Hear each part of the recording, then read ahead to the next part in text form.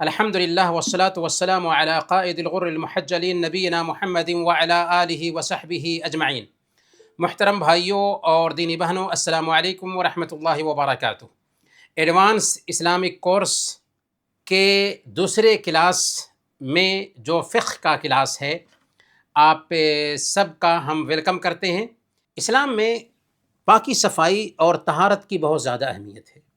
اللہ تعالیٰ نے جب پیارے نبی صلی اللہ علیہ وسلم کو نبی بنایا تو شروع ہی دنوں میں اللہ تعالیٰ نے خطاب کرتے ہوئے کیا فرمایا؟ وَثِيَابَكَ فَطَهِّرْ، اپنے کپڑے کو پاک رکھیں۔ گویا کہ پاکی صفائی بہت ضروری ہے ایک مسلمان کے لیے، ایک داعی کے لیے۔ اور نبی پاک صلی اللہ علیہ وسلم نے بیان فرمایا، صحیح مسلم کی روایت ہے، الطہور شطر الایمان، پاکی صفائی ایمان کا آدھا حصہ ہے۔ اور اللہ تعالیٰ پاک صاف رہنے والوں کو پسند فرماتا ہے۔ ان اللہ یحب التوابین ویحب المتطہرین، اللہ تعالیٰ توبہ کرنے والوں اور پاک صاف رہنے والوں سے محبت کرتا ہے۔ پاکی صفائی یا طہارت کی محل کے اعتبار سے دو قسمیں بنتی ہیں، باہری پاکی، اندرونی پاکی۔ اس کو ہم دوسرے لفظوں میں یہ کہہ سکتے ہیں باطنی پاکی اور ظاہری پاکی۔ باطنی پاکی سے کیا مراد ہے اور ظاہری پاکی سے کیا مراد ہے؟ باطنی پاکی یا اندرونی پاکی سے مراد ہے کہ دل پاک ہو، شرک سے پاک ہو، حسد سے، جلن سے، کینہ اور کپٹ سے پاک ہو۔ جیسے اللہ تعالیٰ فرماتا ہے انما المشرکون نجس، کہ یقیناً مشرکین نجس ہیں۔ ایسا نہیں کہ مشرکین کا جسم نجس ہے، لیکن اندرونی طور پر شرک کی وجہ سے وہ نجس ہیں، جسم تو ان کا پاک ہے۔ اسی طریقے سے اللہ کے نبی صلی اللہ علیہ وسلم نے بیان فرمایا ان المؤمن لا ینجس، بے شک مومن ناپاک نہیں ہوتا، اندرونی طور پر ناپاک نہیں ہوتا، ورنہ مومن کو جنابت لاحق ہو سکتی ہے اور اس کو پاکی صفائی کی ضرورت پڑ سکتی ہے، لیکن اندرونی طور پر مومن ناپاک نہیں ہوتا۔ طہارت کی جو دوسری قسم ہے جس کو ظاہری طہارت کہتے ہیں، اس سے مراد دراصل حدث سے اور گندگی سے جسم کو پاک رکھنا ہے، کپڑے کو پاک رکھنا ہے اور جگہ کو پاک رکھنا ہے۔ تین چیزوں کی پاکی ضروری ہے، جسم کی پاکی، کپڑے کی پاکی اور جگہ کی پاکی۔ ظاہری پاکی جو ہے، ظاہری پاکی کی بھی دو قسمیں ہوتی ہیں، حدث سے پاکی اور گندگی سے پاکی، یعنی نجاست سے پاکی۔ حدث سے پاکی اور نجاست سے پاکی۔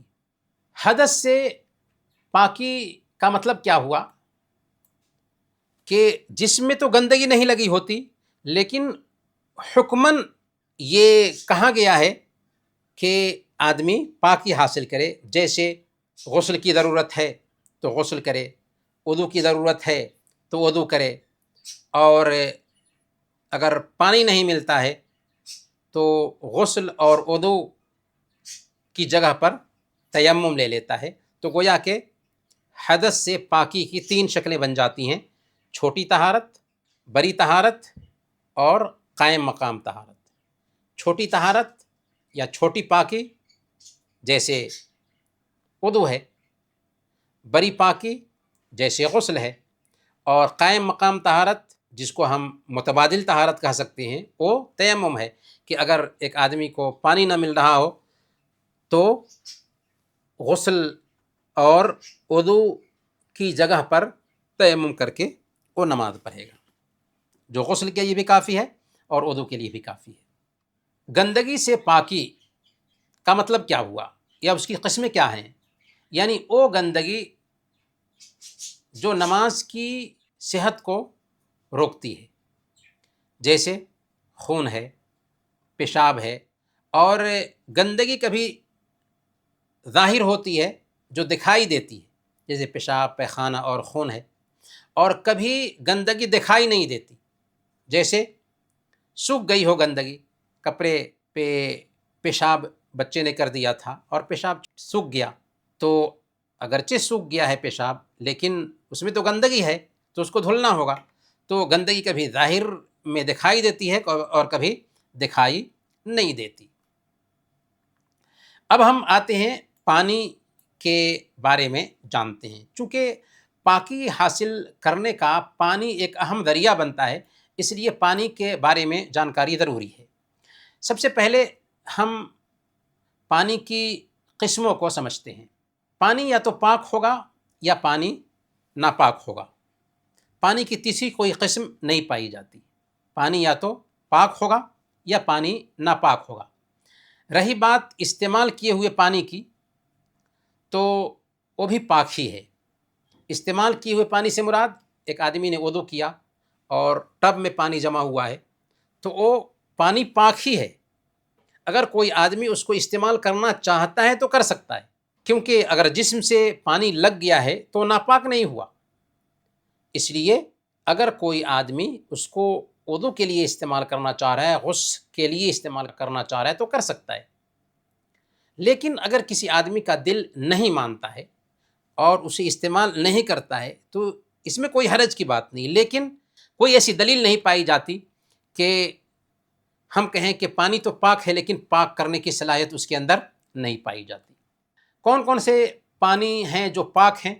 تو جو پانی اپنی اصلی حالت میں ہو وہ پاک ہے، چاہے وہ بارش کا پانی ہو، چاہے سمندر کا پانی ہو، چاہے کنویں کا پانی ہو، چاہے نہر کا پانی ہو، چاہے چشمے کا پانی ہو، یہاں تک کہ زمزم کا پانی بھی پاک ہے۔ زمزم کا پانی بھی پاک ہے۔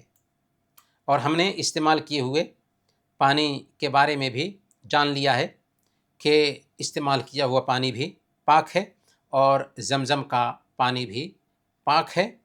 اگر ایک آدمی اس سے وضو کرنا چاہتا ہے وضو کر سکتا ہے، غسل کرنا چاہتا ہے غسل بھی کر سکتا ہے، لیکن ظاہر سی بات ہے کہ زمزم کا پانی سارے پانیوں میں سب سے افضل پانی ہے، تو اس کو غسل کے لیے بہرحال استعمال نہیں کرنا چاہیے، وضو کے لیے بھی استعمال نہیں کرنا چاہیے۔ لیکن اگر ہم زمزم کے پاس میں ہیں اور وہاں پر ہمارے پاس پانی کی فراوانی ہے زمزم کے پانی کی، تو کوئی حرج کی بات نہیں ہے، کیا جا سکتا ہے۔ اب سوال یہ ہے کہ اگر کسی نے پانی چوری کی ہے تو پانی حرام ہو گیا، پانی پاک ہے لیکن حرام ہو گیا، یا پانی چھینا ہے تو پانی تو پاک ہے لیکن حرام ہو گیا، تو کیا اس سے وضو ہو جائے گا؟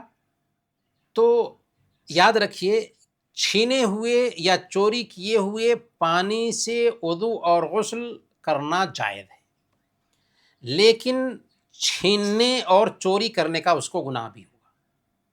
دو چیز ہے، ایک طرف جواز اور دوسری طرف گناہ، دونوں ایک ساتھ ہیں، کیونکہ اصول فقہ کا ایک قاعدہ ہے کہ النہی لغیرہ، کسی باہری چیز کی وجہ سے منع کیا جانا۔ جیسے کسی آدمی نے چھینی ہوئی زمین پر نماز پڑھی یا چوری کیے ہوئے کپڑے میں نماز پڑھا، تو نماز اس کی ہو جائے گی لیکن زمین چھیننے کی وجہ سے اس کو گناہ ہوگا۔ چوری کیے ہوئے کپڑے میں نماز پڑھی تو نماز تو ہو جائے گی اس کی، لیکن چوری کرنے کا اس کو گناہ ہوگا۔ اس کی ایک اور موٹی مثال سمجھیے کہ ایک آدمی حرام پیسے سے حج کرنے کے لیے جاتا ہے، تو حج کا جو فریضہ ہے وہ تو اس سے ساقط ہو گیا، لیکن اس کو جو ثواب ملنا چاہیے تھا اتنا ثواب نہیں ملے گا، اور پھر حرام مال حج میں استعمال کرنے کا اس کو گناہ بھی ہوگا۔ تو ایک ہی جگہ پر دونوں چیزیں اکٹھا ہو سکتی ہیں۔ پانی کب ناپاک ہوتا ہے؟ پانی کا اگر مزہ بدل جائے یا رنگ بدل جائے یا بو بدل جائے، مزہ یا رنگ یا بو، ان میں سے کوئی ایک چیز بدل جائے تو کسی گندگی کے گرنے کی وجہ سے وہ ناپاک ہو جائے گا۔ اگر گندگی گرنے کی وجہ سے پانی کا رنگ نہیں بدلا یا مزہ نہیں بدلا یا بو نہیں بدلی تو چاہے پانی کم ہو چاہے پانی زیادہ ہو، پانی ناپاک نہیں ہوگا، یعنی اس سے وضو کیا جا سکتا ہے۔ اس کا مطلب یہ نہیں کہ پینا بھی ضروری ہے، وضو کیا جا سکتا ہے۔ لیکن اگر پانی زیادہ ہو، اگر پانی زیادہ ہو اور اس میں گندگی گر جاتی ہے تو پانی ناپاک نہیں ہوگا جب تک کہ پانی کا رنگ یا اس کا مزہ یا اس کی بو نہ بدلے۔ البتہ ہماری شریعت یہ کہتی ہے کہ اگر پانی ٹھہرا ہوا ہے تو اس میں پیشاب نہ کیا جائے.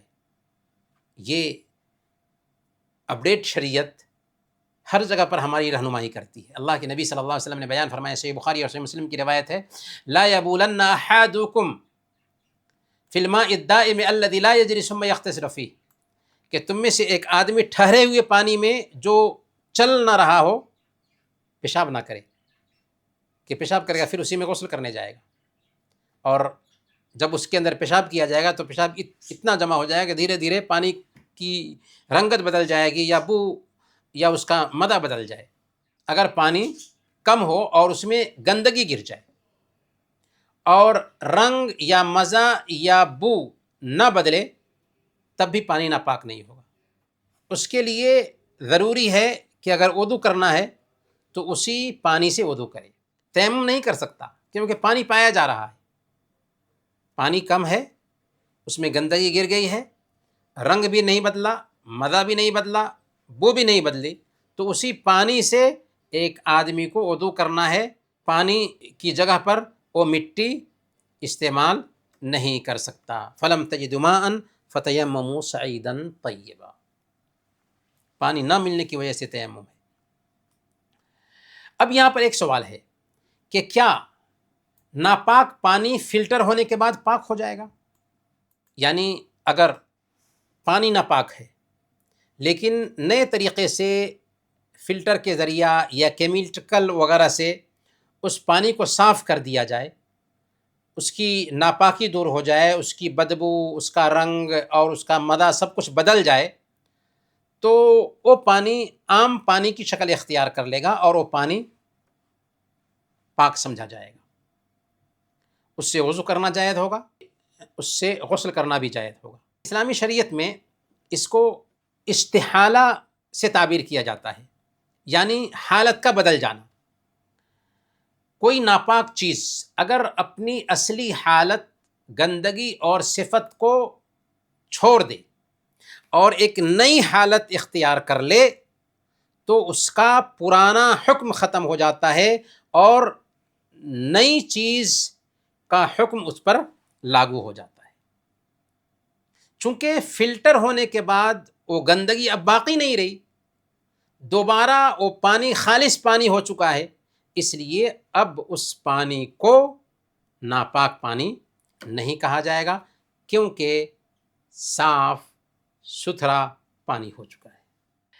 یہاں پر ایک مسئلہ ہے کہ اگر پانی میں کوئی چیز مکس ہو جائے تو کیا حکم ہے؟ اگر پانی میں کوئی چیز مکس ہو جائے لیکن اس کی اصلی حالت باقی رہے، اسے پانی ہی کہا جاتا ہو، تو ایسی حالت میں اس سے غسل کرنا اور اس سے وضو کرنا جائز ہوگا.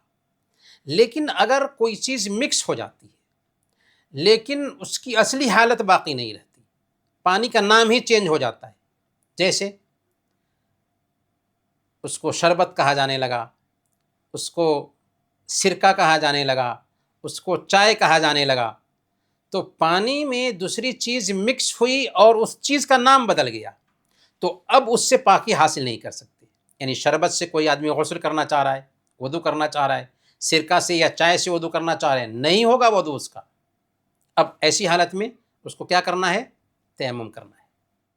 اگر پانی نہیں ملتا ہے تو کیا کرنا ہے؟ پانی نہیں ملتا ہے فَلَمْ تَجِدُوا مَاءً فَتَيَمَّمُوا صَعِيدًا طَيِّبًا، کہ اگر پانی نہ پاؤ تو پاک مٹی سے تیمم کرو. گویا پانی نہ ملنے کی وجہ سے ہم کیا کریں گے؟ تیمم کریں گے. شربت استعمال نہیں کریں گے، سرکہ استعمال نہیں کریں گے، چائے استعمال نہیں کریں گے وضو کے لیے. تو یہ مسائل ہیں جنہیں ہمیں سمجھنا چاہیے. انسان کے بچے ہوئے پانی کا کیا حکم ہے؟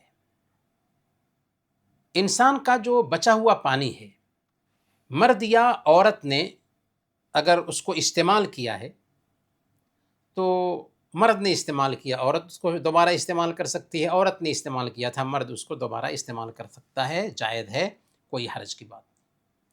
حضرت ابن عباس رضی اللہ تعالی عنہ کی حدیث ہے، صحیح مسلم میں یہ روایت آئی ہے، اللہ کے نبی صلی اللہ علیہ وسلم حضرت میمونہ رضی اللہ تعالی عنہا کے بچے ہوئے پانی سے غسل کرتے تھے. تو اس سے پتہ یہ چلا کہ بچے ہوئے پانی سے غسل کیا جا سکتا ہے۔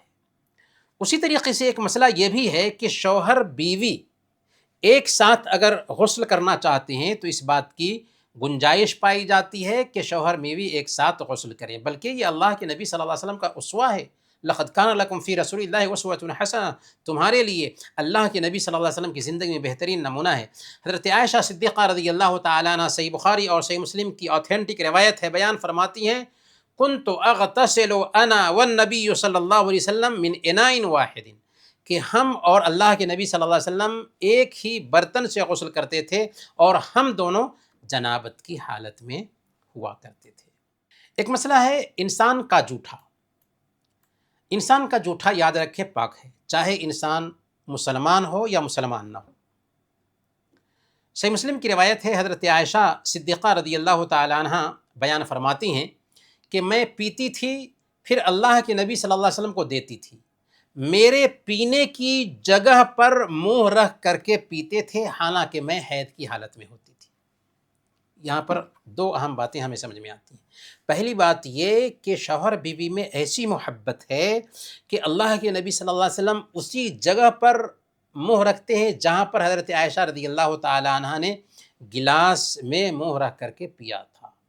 دوسری بات یہاں پر یہ سمجھ میں آتی ہے کہ حید کی حالت میں دوسرے مذاہب میں جو یہ تصور پایا جاتا ہے کہ عورتوں کو کنارہ کر دیا جاتا ہے، اسلام جیسا پیارا دین ایسے عمل سے کوسوں دور ہے۔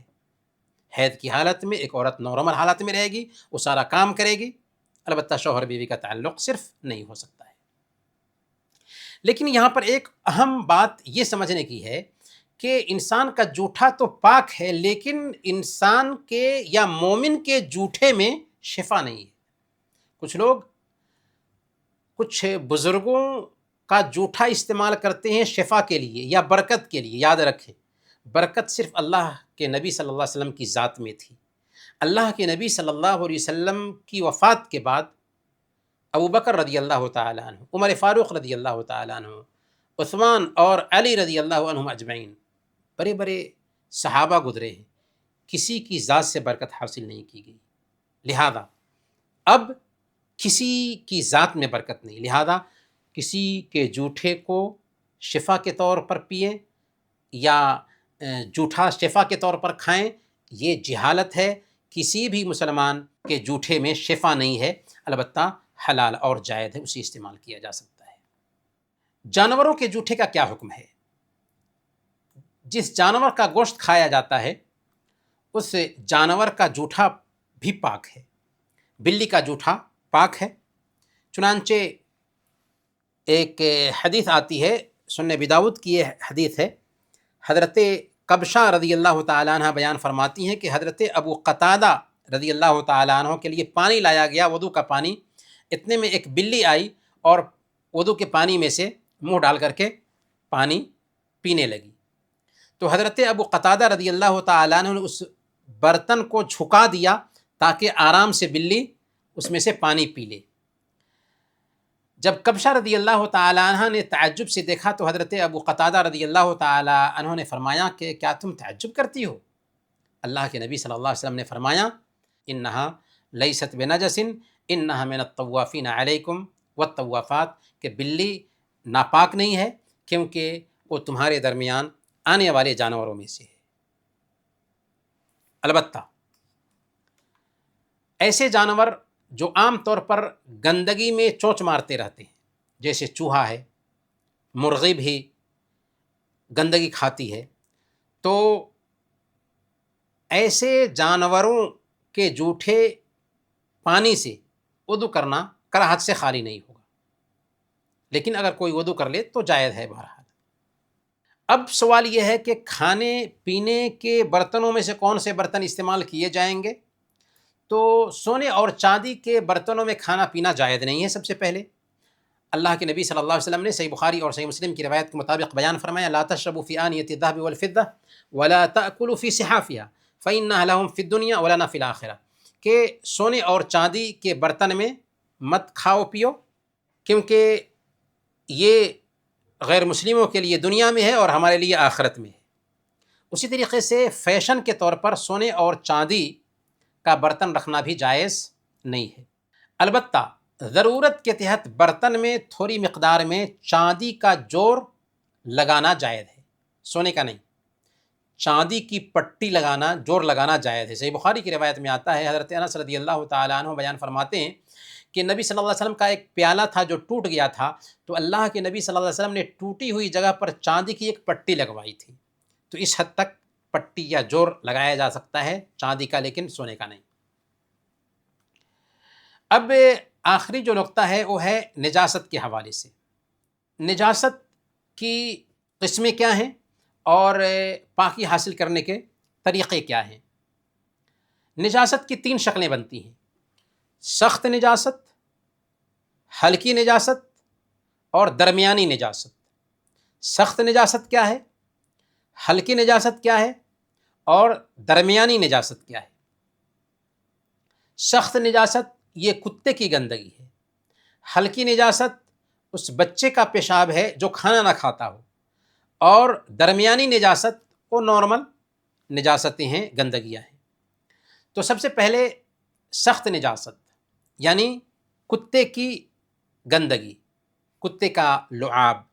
جب کتا کسی چیز میں منہ ڈال دے تو اللہ کے نبی صلی اللہ علیہ وسلم نے بیان فرمایا، اور آج سائنس بھی اس کی تصدیق کرتی ہے، کہ اسے 7 مرتبہ دھویا جائے گا، کیونکہ اس کے منہ سے ایسے کیٹانو نکلتے ہیں، کیونکہ کتا جب پیخانہ کرتا ہے تو پیخانے کے راستے پہ وہ منہ لے جاتا ہے اور پیخانے کے راستے کو صاف کرتا ہے۔ پیخانے کے راستے سے نکلنے والا جو کیٹانو ہے وہ اس کے منہ پہ آ جاتا ہے، اور پھر وہی جب کسی چیز پہ منہ ڈالتا ہے تو اس کا لعاب وہاں پر آ جاتا ہے، اور جب تک کہ 7 مرتبہ اسے صاف نہ کیا جائے تب تک کہ وہ کیٹانو جاتا نہیں۔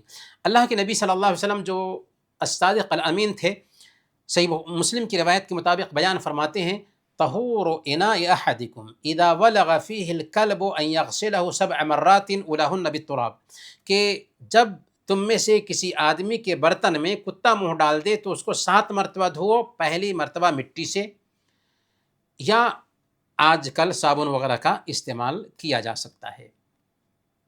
ہلکی جو گندگی ہے، جیسا کہ ہم نے کہا، وہ بچے کا پیشاب، بچہ بچی نہیں، جو کھانا نہ کھاتا ہو۔ اللہ کے نبی صلی اللہ علیہ وسلم بیان فرماتے ہیں، سنن ابی داؤد کی روایت ہے: یغسل من بول الجاریہ ویرش من بول الغلام، کہ بچی کے پیشاب کو دھویا جائے گا اور بچے کے پیشاب پہ چھینٹ مار دینا کافی ہے۔ لیکن کون سا بچہ؟ جو ابھی دودھ پی رہا ہو، کھانا نہ کھاتا ہو۔ اگر بچہ کھانا کھانے لگے تو اس بچے کے پیشاب کو بھی دھونا ضروری ہوگا۔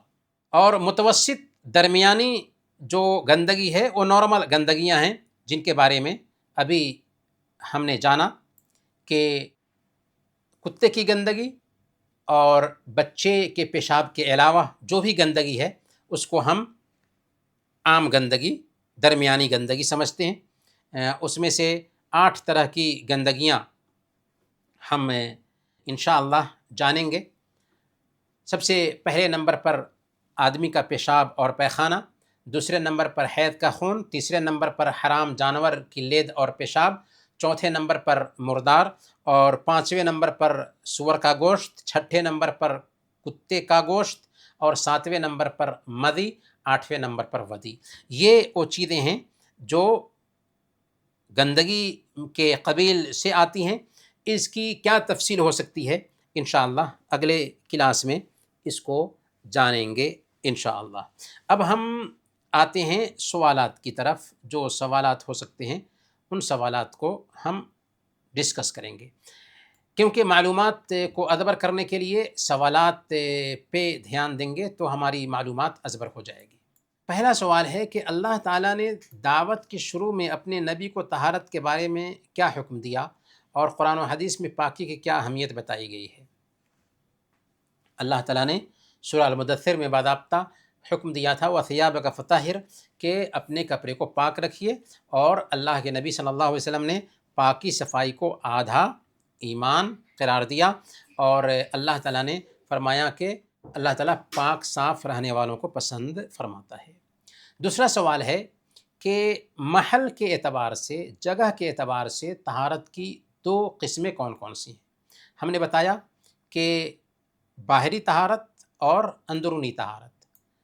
اندرونی طہارت سے مراد دل کو شرک، کینہ کپٹ اور حسد سے پاک رکھنا ہے، اور ظاہری طہارت یا باہری طہارت سے مراد جسم، جگہ اور لباس کو پاک صاف رکھنا ہے گندگی سے اور حدث سے. تیسرا سوال ہے کہ حدث سے طہارت کی کتنے قسمیں ہیں؟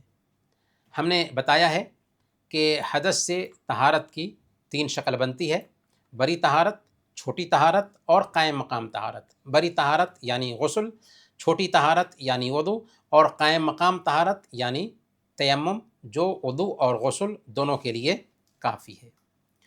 چوتھا سوال ہے کہ فقہی اعتبار سے پانی کی کتنی قسمیں ہیں اور استعمال کیے ہوئے پانی کا کیا حکم ہے؟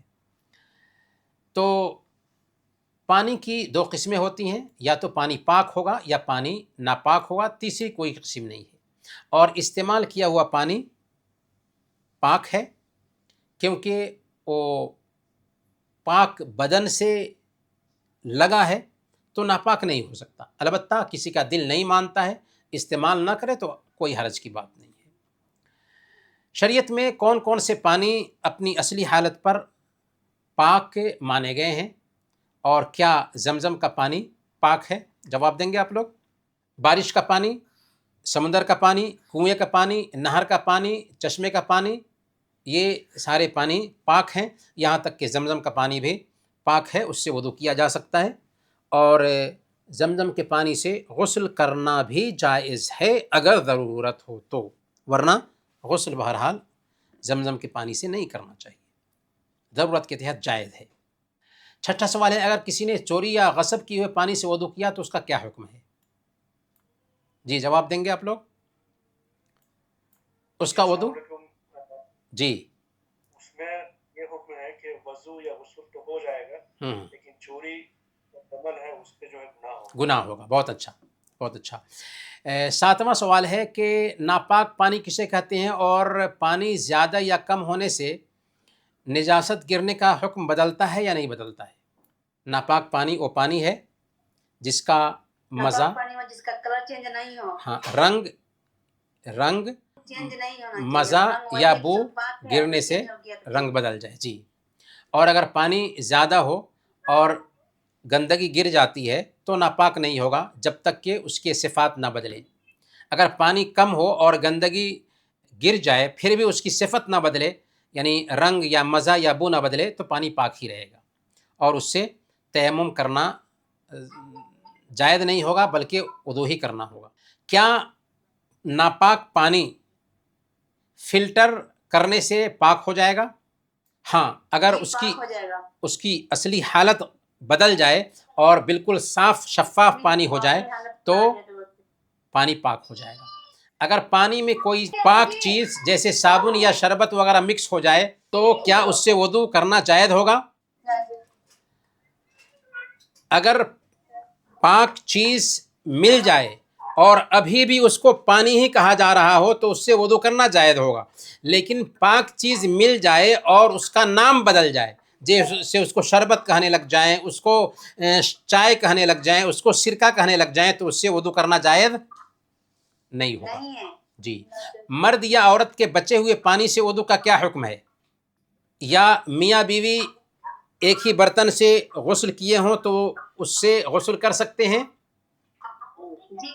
کر سکتے ہیں. جی. مرد نے پانی استعمال کیا، عورت اس پانی کو استعمال کر سکتی ہے. عورت نے پانی استعمال کیا تھا، مرد اس پانی کو استعمال کر سکتا ہے. اسی طریقے سے شوہر بیوی بھی ایک ساتھ غسل کر سکتے ہیں. اللہ کے نبی صلی اللہ علیہ وسلم کی بیوی حضرت عائشہ صدیقہ رضی اللہ تعالیٰ عنہ بیان فرماتی ہیں کہ ہم اللہ کے نبی صلی اللہ علیہ وسلم کے ساتھ ایک ہی برتن میں غسل کرتے تھے.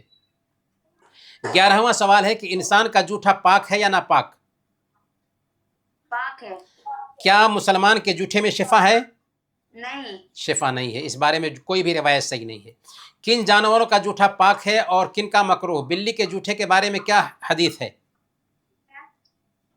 بلی کا جوتا پاک ہے، کتا کا جوتا ناپاک ہے. ہاں، جن جانوروں کا گوشت کھانا جائز ہے ان کا جوٹا بھی جائز ہے. بلی کا جوٹا بھی جائز ہے اگرچہ اس کا گوشت حرام ہے، کیونکہ بلی یہ جو ہے نا آس پاس میں آنے والے جانوروں میں سے ہے. البتہ گندگی میں چونچ مارنے والے جانور جیسے چوہا ہے یا مرغی ہے، اس سے کا جوٹھا مکروہ ہے. 13واں سوال ہے کہ سونے اور چاندی کے برتنوں کے استعمال کا کیا حکم ہے، اور اگر برتن ٹوٹ جائے تو کیا ٹوٹی ہوئی جگہ کو جوڑ سکتے ہیں سونے یا چاندی سے؟ جی جوڑ سکتے ہیں. سونے سے نہیں جوڑ سکتے، چاندی سے جوڑ سکتے ہیں. جی. اگر نجاست کی کتنی قسمیں ہیں اور سخت گندگی کو پاک کرنے کا طریقہ کیا ہے؟ نجاست کی 3 شکلیں ہیں. نجاست کی 3 شکلیں ہیں. ایک ہلکی نجاست ہے، ایک سخت نجاست ہے، اور ایک درمیانی نجاست ہے. ہلکی نجاست اس بچے کا پیشاب ہے جو دودھ پی رہا ہو، اور سخت نجاست کتے کا لعاب ہے یا کتے کی گندگی ہے، اور کامن نجاست عام نجاستیں ہیں جس کو ہم جانتے ہیں. البتہ کتا اگر منہ ڈال دے کسی برتن میں تو کتنی مرتبہ دھلنا ہوگا؟ اسے 7 مرتبہ دھلنا ضروری ہے. جی.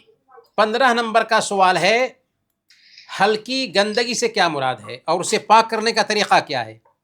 یعنی دودھ پیتا بچہ جو ابھی کھانا نہیں کھاتا ہے، پیشاب کر دیتا ہے کپڑے پر، تو اس پہ پانی چھڑک دینا کافی ہے. پانی چھڑک دینا کافی ہے. لیکن اگر دودھ چھوڑ دے یا کھانا کھانے لگے تو اس سے بچے کے پیشاب کو بھی دھونا ضروری ہوگا. انہی سوالات کے ساتھ آج کا یہ درس ہم ختم کرتے ہیں. سبحانک اللہم و بحمدک اشہد ان لا الہ الا انت استغفرک و اتوب الیک. صلی اللہ علیہ نبینا محمد وعلی آلہ وصحبہ اجمعین.